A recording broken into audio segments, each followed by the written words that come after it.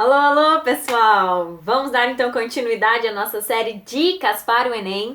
E hoje a Prof. Ariane traz para vocês a segunda parte do conteúdo relacionado com conjunções. Hoje nós vamos trabalhar com as conjunções subordinadas. Solta a vinheta!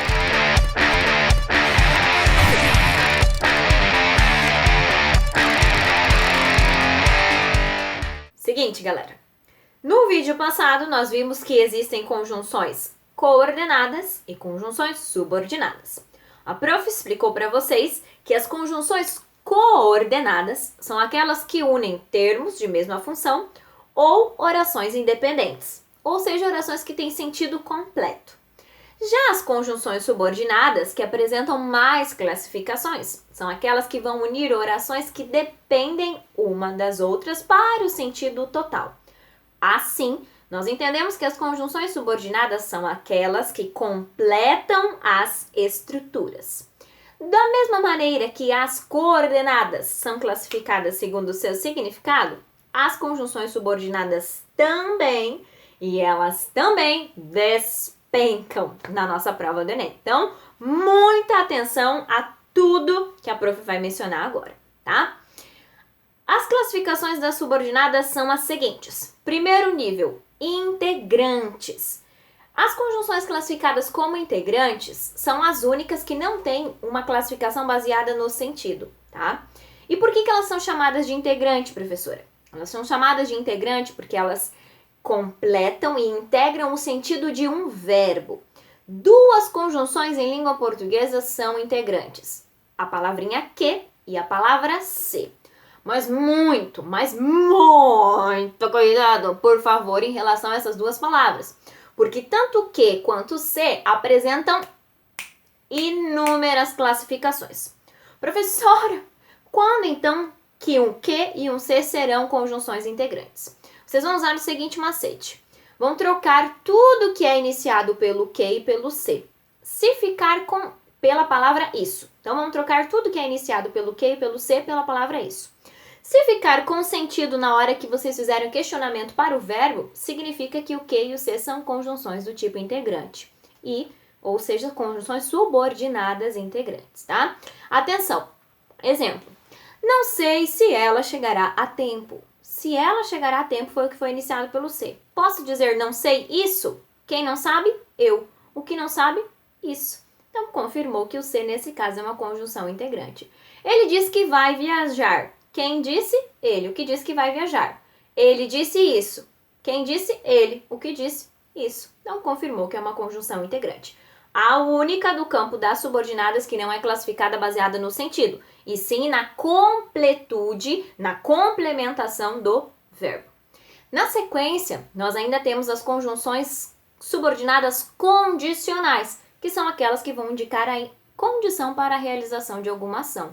Então, se você for à festa, eu vou. Qual é a condição para eu ir à festa? Se o outro for. Quem são as conjunções condicionais mais comuns, prof? Se e caso. Detalhe, lembrem que toda vez que a prof fala que as se e caso, por exemplo, no vídeo anterior a prof falava, mas, porém, entretanto, contudo, todavia, significa que são conjunções sinônimas, que eu posso usá-las no lugar sem prejudicar o significado. Depois ainda temos as conjunções causais, que são aquelas que vão trazer a causa da realização do acontecimento de algum fato anterior. Então, choveu porque fez muito calor. Qual é a causa de ter chovido? Ter feito muito calor. Que outras conjunções, professor, têm o mesmo valor da conjunção causal? Por quê? Já que, visto que, sim? Conjunções causais. Depois nós temos as conjunções consecutivas. As conjunções consecutivas são aquelas que vão dar a indicação de consequência, que algum ato teve outra consequência. Exemplo, é tão alto que não passa na porta.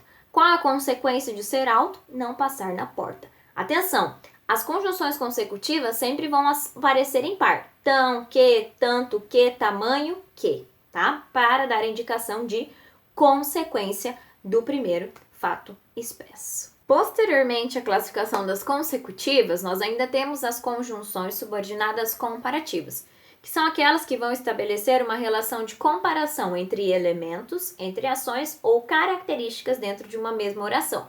Exemplo: estudei filosofia como Platão estudou. Então, estou comparando no nível da igualdade a quantidade em que eu estudei e que Platão estudou. Estudamos no mesmo nível. As conjunções mais comuns no nível da comparativa são como e o que. Lembra lá que eu falei que o que tem mais de uma possibilidade de enquadramento de classificação, né? Depois, ainda temos as conjunções concessivas. As concessivas são aquelas que vão dar a ideia de contrariedade, galera, mas muito cuidado para não fazer confusão com as adversativas que a prof falou no vídeo anterior. Por quê? Porque aqui nas concessivas nós vamos sim ter uma ideia de contrariedade, mas ela não vai impedir a realização do outro fato e ela sempre vai estar do lado do argumento mais fraco. Exemplo: ainda que chova, vamos pescar. Olha, quando eu falo essa estrutura, ainda que chova, vou construir no imaginário de que não vou conseguir realizar nenhuma ação ao ar livre, sim? Mas vem a segunda estrutura e diz assim, ó, ainda que chova, vamos pescar, vamos realizar uma atividade ao ar livre. Então, ela traz uma ideia de contrariedade, mas ela não impede a realização da outra. Quem são as conjunções mais comuns? Embora e ainda que. Ainda há a classificação das coordenadas conformativas. Quando nós falamos em conformativa, essa palavra está relacionada com a palavra conformidade. E conformidade significa estar em concordância, de acordo. Então, as conjunções conformativas vão dar a indicação de que uma ação acontece de acordo com outra. Exemplo: segundo os dados do IBGE, os índices de natalidade diminuíram no Brasil, né? Conforme dados do IBGE, os índices de natalidade diminuíram no Brasil. De acordo com dados do IBGE, os índices de natalidade diminuíram no Brasil. Então, quem são as estruturas que têm o mesmo valor de conformidade? Conforme, segundo e a locução conjuntiva de acordo com. Muito bem. Ainda há a classificação das conjunções finais, que são aquelas que vão trazer a finalidade de realização de um fato expresso na oração principal. Então, estudei para que fosse aprovado. Qual foi a finalidade de ter estudado? Ser aprovado. Ou então ainda, estudei a fim de que fosse aprovado. Já estamos se aproximando do final, galera, fique tranquilo.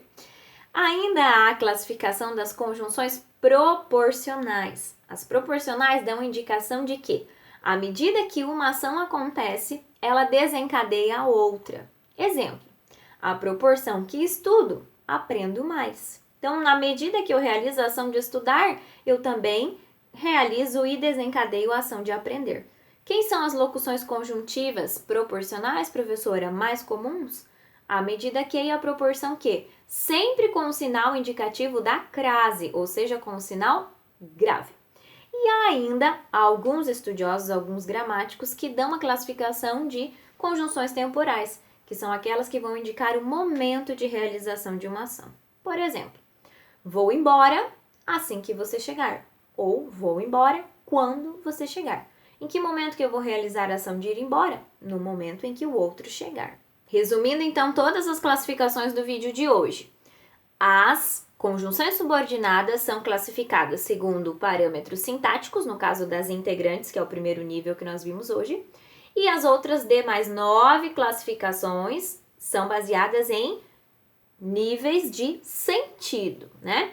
Nos níveis de sentido nós temos as causais, as condicionais, as consecutivas, as comparativas, as concessivas, as conformativas. E depois ainda temos as proporcionais, as temporais e as finais. Galera, revisem demais esse conteúdo, porque ele despenca na prova do Enem e despenca em provas de concurso. Dediquem horas de estudo em relação a esses temas, tá? Façam exercícios extras, leiam teorias à parte, busquem exemplos para vocês lembrarem das relações. Se você gostou do vídeo, compartilha, deixe seu like, deixe suas dúvidas se surgirem algumas, deixe seus comentários se você quiser que a prof aborde outros temas. E assim nós vamos seguindo nessa série de dicas para o Enem. Até uma próxima e espero ter ajudado. Beijos!